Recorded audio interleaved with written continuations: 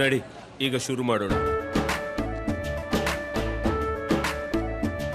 ಕೇಸರಿಯಿಂದ ಮನೋಲ್ಲಾಸ ಮನಸ್ಸು ಮತ್ತೇರಿ ಕುಣಿದಾಡಿದೆ ನೋಡು, ಮನಸ್ಸು ಮತ್ತೇರಿ ಕುಣಿದಾಡಿದೆ ನೋಡು.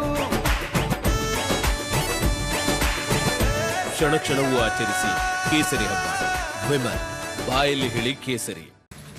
ಕಾಂಗ್ರೆಸ್ನಲ್ಲಿ ಮತ್ತೆ ಚುನಾವಣಾ ಫೈಟ್ ಆರಂಭ ಆಗಿದೆ. ಸಿದ್ದರಾಮಯ್ಯ ಹಾಗೂ ಡಿಕೆಶಿ ಮಧ್ಯೆ ಮುಸುಕಿನ ಗುದ್ದಾಟ ಮತ್ತೆ ಶುರುವಾಗಿದೆ. ಬೆಂಬಲಿಗರಿಗೆ ಸ್ಥಾನ ಕೊಡಿಸೋದಕ್ಕೆ ಇಬ್ಬರ ಮಧ್ಯೆ ಪೈಪೋಟಿ ನಡೆದಿದೆ.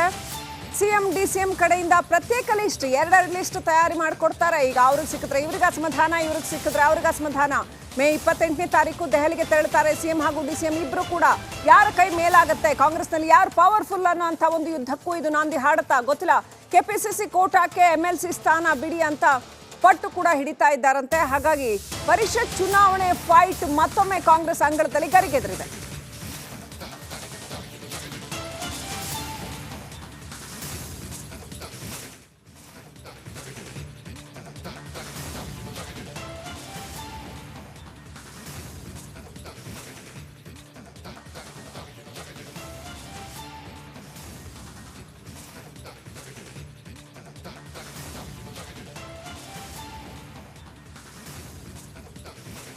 ಅಪ್ಡೇಟ್ ಪಡ್ಕೊಳ್ಳೋಣ. ವಿಜಯ್ ಜೊನ್ನಳ್ಳಿ ಕನೆಕ್ಟ್ ಆಗಿದ್ದಾರೆ.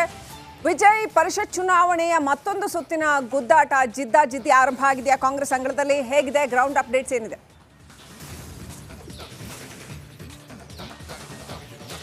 ಶ್ರೀಲಕ್ಷ್ಮಿ, ವಿಧಾನಸಭೆಯಿಂದ ವಿಧಾನ ಪರಿಷತ್ತಿಗೆ ಆಯ್ಕೆಯಾಗುವಂತಹ 7 ಸ್ಥಾನಗಳು ಈಗ ಕಾಂಗ್ರೆಸ್ಗೆ ಬಂದಿರೋದು. ಅಂದರೆ 11 ಸ್ಥಾನಗಳು ಖಾಲಿ ಇರುವಂಥದ್ದು. ಅದರಲ್ಲಿ 7 ಸ್ಥಾನ ಶಾಸಕರ ಸಂಖ್ಯಾ ಬಲದ ಆಧಾರದ ಮೇಲೆ 7 ಸ್ಥಾನ ಕಾಂಗ್ರೆಸ್ಗೆ ಸಿಗಲಿದೆ.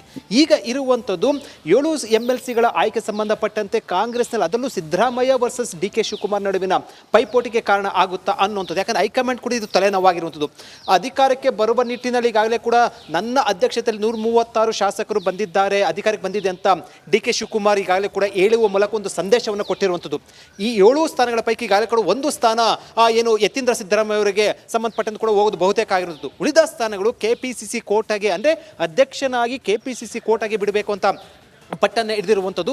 ಜೊತೆಗೆ ಅದು DK ಶಿವಕುಮಾರ್ ತಮ್ಮ ಬೆಂಬಲಿಗರಿಗೆ ಕೊಡುವ ಸಂಬಂಧಪಟ್ಟಂತೆ ಒಂದು ಪಟ್ಟಿಯನ್ನು ರೆಡಿ ಮಾಡ್ಕೊಂಡಿದ್ರೆ, ಮತ್ತೊಂದು ಕಡೆ ಸಿದ್ದರಾಮಯ್ಯ ತಮ್ಮ ಆಪ್ತರನ್ನು ಅದಕ್ಕೆ ಏನು MLC ಸ್ಥಾನ ಕೊಡಿಸುವ ಸಂಬಂಧಪಟ್ಟಂತೆ ಕೂಡ ತಮ್ಮ ಪಟ್ಟಿಯನ್ನು ರೆಡಿ ಮಾಡ್ಕೊಂಡಿರುವಂಥದ್ದು. ಇದು ಹೈಕಮಾಂಡ್ಗೆ ದೊಡ್ಡ ತಲೆನೋವು ಆಗಿರುವಂಥದ್ದು. ಅದರ ಜೊತೆಗೆ ಹೈಕಮಾಂಡ್ ಕೋಟವನ್ನು ಕೂಡ, ಅಂದರೆ ಮಲ್ಲಿಕಾರ್ಜುನ್ ಖರ್ಗೆ ಅವರು ಕೂಡ ತಮ್ಮ ಒಂದು ಸಂಬಂಧಪಟ್ಟಂತೆ ಒಂದಷ್ಟು ಪಟ್ಟಿಯನ್ನು ಕೊಟ್ಟಿರುವಂಥದ್ದು. ಇವೆಲ್ಲವೂ ಕೂಡ ಕಾಂಗ್ರೆಸ್ನಲ್ಲಿ ಇರುವಂಥ 7 ಸ್ಥಾನಗಳಿಗೆ ಸುಮಾರು 50ರಿಂದ 60 ಜನ ಪೈಪೋಟಿಯಲ್ಲಿ ಇರುವಂಥದ್ದು. ಇದು ಹೈಕಮಾಂಡ್ಗೆ ತಲೆನೋವಾಗಿ. ಅದರ ಜೊತೆಗೆ DK ಶಿವಕುಮಾರ್ ಮತ್ತು ಸಿದ್ದರಾಮಯ್ಯ ಇಬ್ಬರು ಪಟ್ಟನ್ನು ಹಿಡಿದಿರುವಂಥದ್ದು ಕೂಡ ಸಾಕಷ್ಟು ಇಕ್ಕಟ್ಟಿಗೆ ಸಿಲುಕಿರುವಂಥದ್ದು. ಈ ಎಲ್ಲ ಬೆಳವಣಿಗೆ ಬೆನ್ನಲ್ಲೇ ಇದೇ 28ರಂದು ಬಹುತೇಕವಾಗಿ ದೆಹಲಿಗೆ ಹೋಗುವಂಥ ಸಾಧ್ಯತೆ ಇರುವಂಥದ್ದು. ಇನ್ನೂ ಕೂಡ ಅಂತಿಮ ಆಗಿಲ್ಲ.